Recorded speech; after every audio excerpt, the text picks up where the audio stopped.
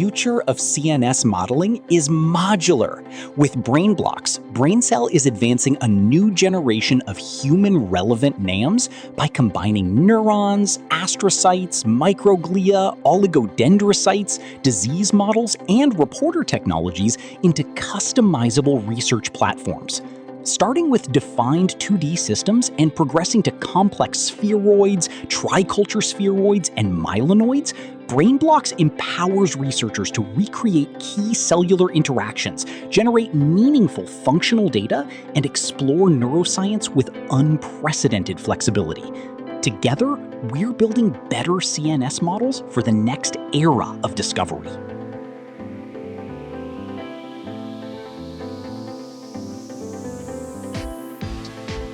BrainXell triculture spheroids is a three-dimensional cultures of iPSC-derived neurons, astrocytes, and microglia, and it is basically culturing these cell types in a ultra-low attachment plates that initiates the aggregation among themselves, and that aggregation facilitates a spheroid formation.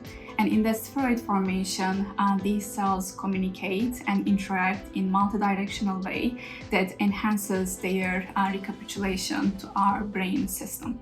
3D models are definitely the next big step in this field, and BrainXell is in a perfect position to provide these spheroid models using our own cell types that already goes through the stringent qualitative measures.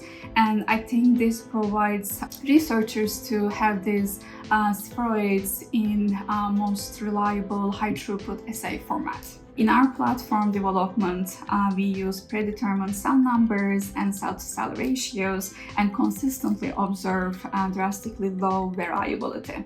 And this provides the confidence to the researchers, because in the 3D spheroid platforms, that is the biggest drawback, that the inconsistency among the spheroids. But the use of already high-quality cells as a starting material definitely provides that consistency to the researchers. And BrainXell's starting material being the one of the most quality iPSC-derived cells in the market definitely gives the drug discovery research area more confidence.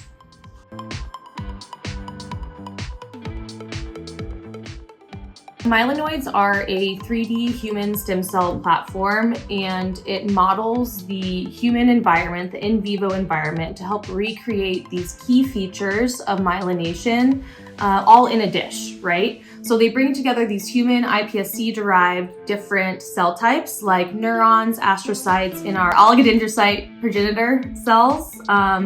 And that helps the oligodendrocytes to mature, to interact with the axons, and those glial cells also add that additional support.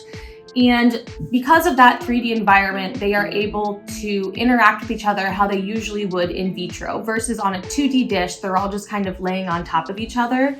They are able to self-organize together and kind of make their own decisions about how they're interacting with each other. And it's a lot more of a physiologically relevant environment than you would see in a 2D dish. That spatial organization that you need, especially for the oligodendrocytes, to be able to interact with the axons and kind of create that wrapping, and they can move about, they create their own matrix. You don't have to worry about, what am I plating them on, right? Is it the right density? All of those things, they kind of take care of it for you. And they allow the oligodendrocytes to really engage with those neuronal processes. And the 3D environment is especially useful for studying maturation, the axonal engagement, myelin formation, but also demyelination, remyelination, any kind of neurodegeneration. And because we are using iPSC cells, we can also use cells derived from patients. So we can actually model these different degenerative diseases.